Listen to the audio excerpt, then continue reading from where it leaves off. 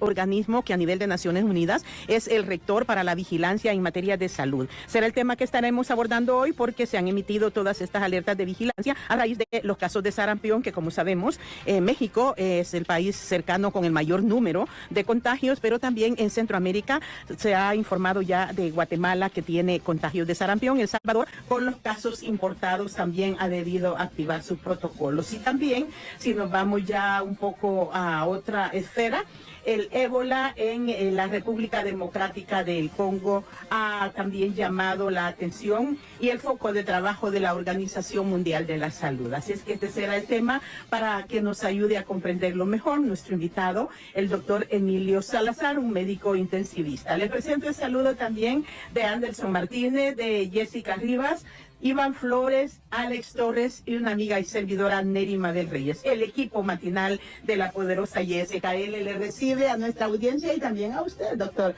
Buenos días, bienvenido. Muy buenos días, un gusto estar de nuevo. Gracias. Acá doctor, con toda la audiencia de la poderosa YSKL para hablar de estos temas tan importantes, porque definitivamente abrimos nuestras redes sociales y nos aparece ébola, sarampión, dengue y todas estas cosas. Y naturalmente lo primero que viene a nuestra mente es una alarma, es una preocupación, y de hecho sí lo son. No vamos a minimizar lo que está sucediendo en el mundo, pero también la idea de informar es transmitir tranquilidad, porque en la medida que lo veamos, pues vamos a tener la calma informada, es decir, saber realmente qué es lo que está pasando, y eso nos va a ayudar a no entrar en pánico ni en falsa información, sino que al contrario, pues mantener la calma y saber en qué condiciones se encuentra nuestro país, que les puedo adelantar que el riesgo de ébola pues es muy bajo hoy por hoy, porque en la medicina esto es así. No siempre 2 más 2 es 4 y las cosas pueden ir cambiando. Pero al momento es nada más una situación en la que tenemos que conocer más de estas enfermedades.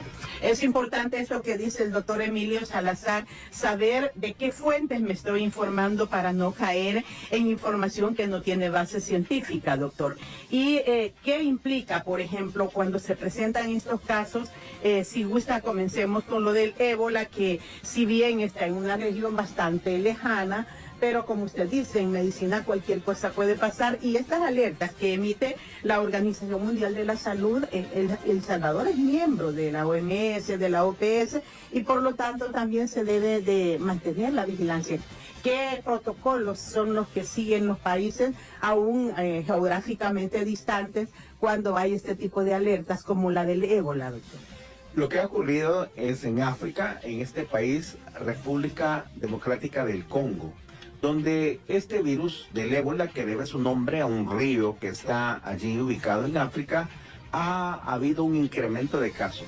Hubo un brote de ébola, del virus de ébola, que ha afectado no solo a la República Democrática del Congo, sino que a un país continuo que está allá, que se conoce como Uganda. Uganda, sí. Ahora, el problema es que hubo un retraso en la detección de este incremento de casos, porque solo se hablaba al inicio de una enfermedad febril desconocida que estaba cobrando vidas y que había involucrado pérdidas humanas incluso en el personal sanitario.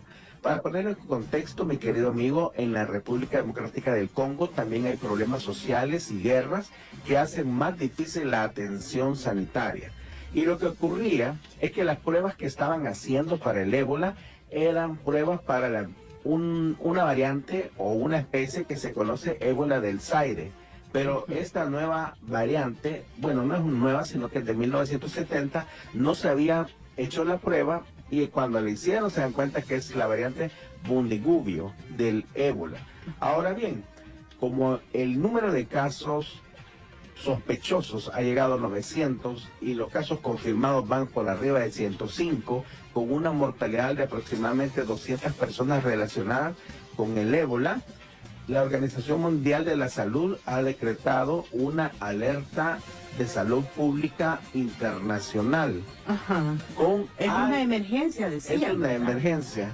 Pero esta emergencia abarca ¿qué, doctor? ¿Abarca esa región de África o abarca, digamos, la vigilancia de los distintos países? Al momento lo que habla es que el riesgo de transmisión en ese lugar, es decir, regional, es alto, pero que el riesgo de transmisión al resto del mundo es bajo. Sin embargo, el ébola es un virus muy difícil de tratar, de diagnosticar, que no tiene vacuna esta especie y que no hay un tratamiento específico con una mortalidad del 50 hasta del 50%. Por eso hay una emergencia regional, pero manifiestan que el riesgo de transmisión a nivel mundial es bajo.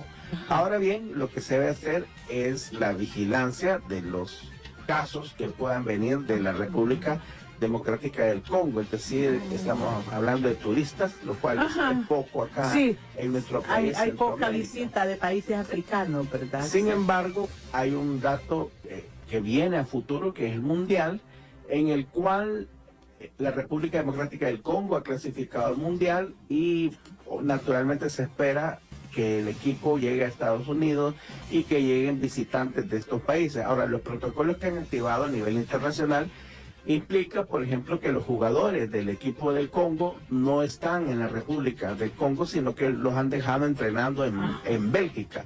Actualmente están en Bélgica, no han regresado a su país para disminuir el riesgo de exposición y de transmisión del virus a Estados Unidos. Y tengo entendido que los permisos para poder entrar a este país, si usted es de la República Democrática del Congo, como que están cancelados, y esas son las medidas que se han implementado a nivel internacional para prevenir la propagación de un virus en un evento tan importante como lo va a ser el Mundial de Fútbol. Así es decir que hoy quien menciona este componente del Mundial de Fútbol, de momento la participación de esta selección de la República Democrática del Congo no está en peligro, están tomándose todos los protocolos. Es correcto, porque ellos no están en la República del Congo, sino que son jugadores de otras selecciones de Europa, y lo que han hecho es que no les han permitido retornar al país para todavía ser más estrictos. Los tienen como una especie de cuarentena en el hecho de no regresar a su país. Y ellos activarán protocolos para evitar que las personas de estos países puedan viajar. Y además por su misma condición de salud también, doctor, ¿verdad? Porque un deportista de alto rendimiento pues merece todos los cuidados en materia de salud. Claro que sí, lo cual para El Salvador se traduce en que hoy por hoy no hay riesgo, no tenemos absolutamente ningún riesgo de tener casos de virus del ébola, sino que es una emergencia a nivel regional allá en África, que a esta fecha, 26 de mayo, no tiene alguna consecuencia a nivel global. Perfecto, gracias por esta importante aclaración y todo este contexto que nos explica, doctor, sobre la alta mortalidad que tiene, y como dice usted, para estos países allá en África sí sigue siendo una situación bastante complicada que deben de atender por la misma condición social que también hay. Hablemos de la situación del sarampión, que también es como más próxima a nuestro América Central. Pero ¿qué significa el protocolo también que ha activado la Organización Mundial de la Salud? Sí, el sarampión es la enfermedad más contagiosa del planeta. Una persona infectada con sarampión puede infectar hasta 16 personas más, lo cual es la estadística más alta, a 16 personas más.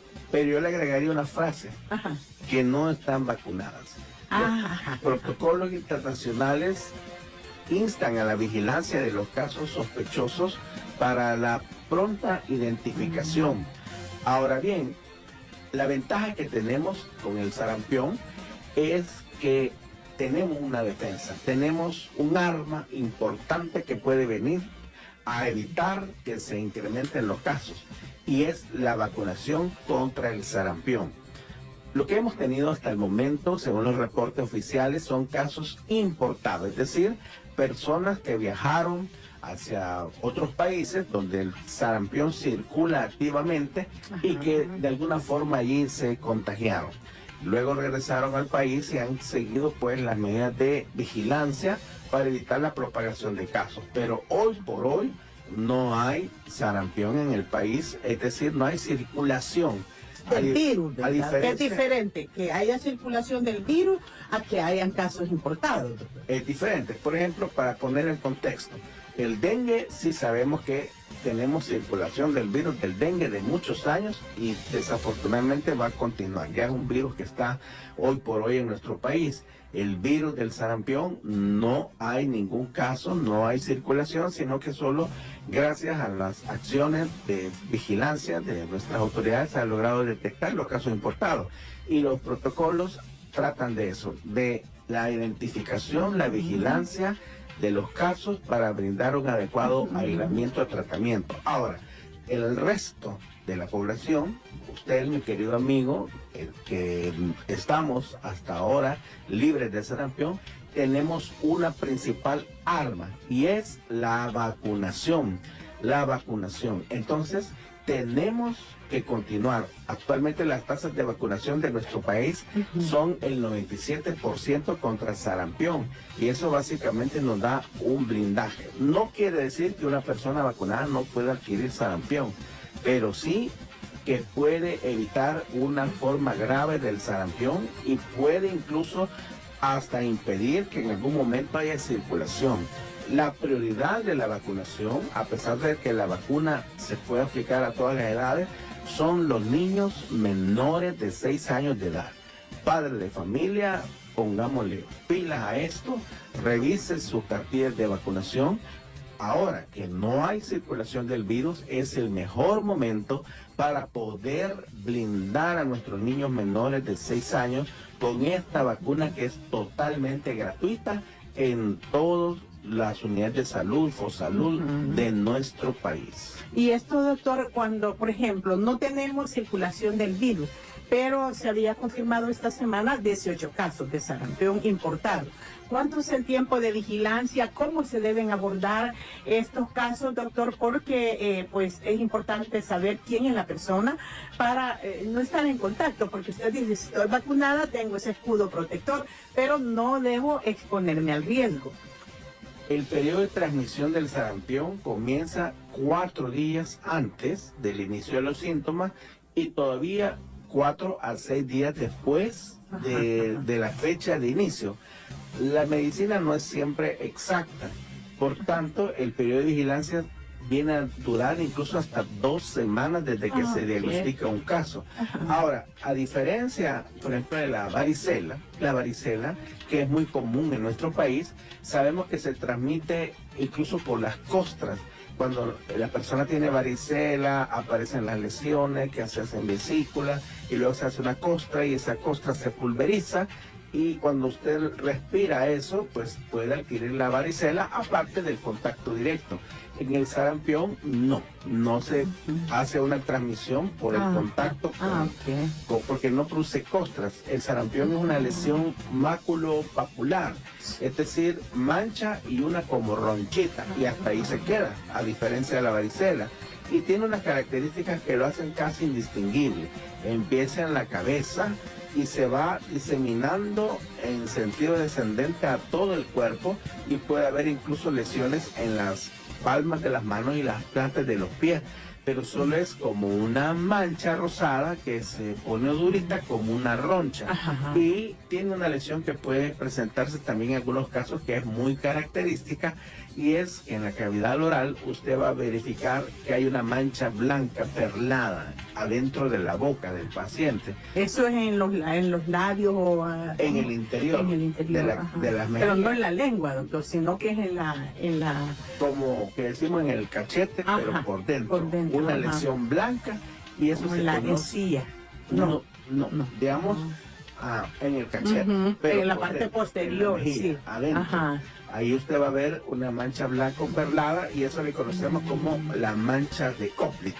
Ahora bien, el diagnóstico al final pues se hace con PCR y detección del cultivo de virus en muestras para cultivo, pero hoy por hoy no tenemos circulación de sarampión en el país. Mire, ya tenemos 2 buenas noticias.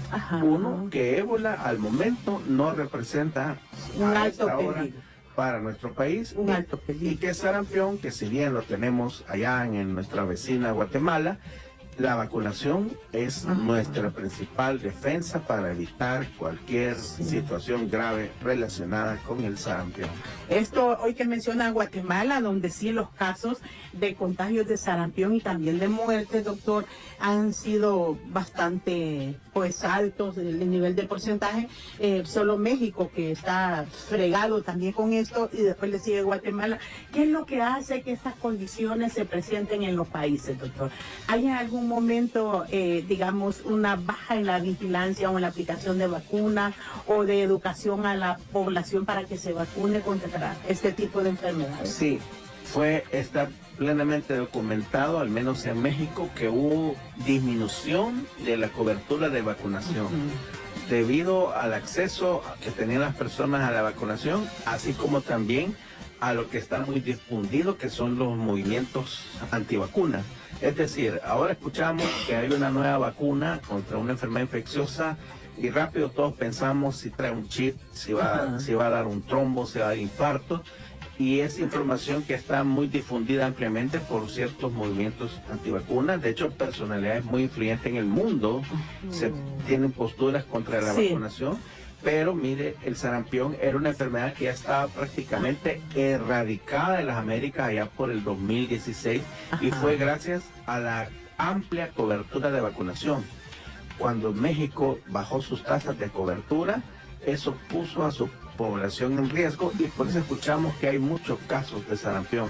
De hecho, según los reportes oficiales, hasta el 70% de los casos hospitalizados son personas, niños que no tenían vacuna. Ahora bien, el 70% no tenían su vacuna, pero hay un 30% que sí había estado vacunado y aún así adquirió el sarampión. La diferencia es que va a tener una forma menos grave del sarampión, porque el sarampión sí es una enfermedad que puede ser muy grave. Y deja secuelas. Nos contará cuando regresemos, doctor, para seguir esta conversación sobre las medidas de prevención. Como usted dice, vacunar a los niños menores de 6 años es una de las recomendaciones. Y por supuesto también nos explicará sobre otras condiciones que debemos poner en práctica en los cuidados de nuestra salud y muy vigilantes, porque como dice el doctor, el informe epidemiológico del Ministerio de Salud ha reportado ya casos de Zika y casos de dengue en nuestro país. Ya regresaremos 7 de la mañana con 21 minutos.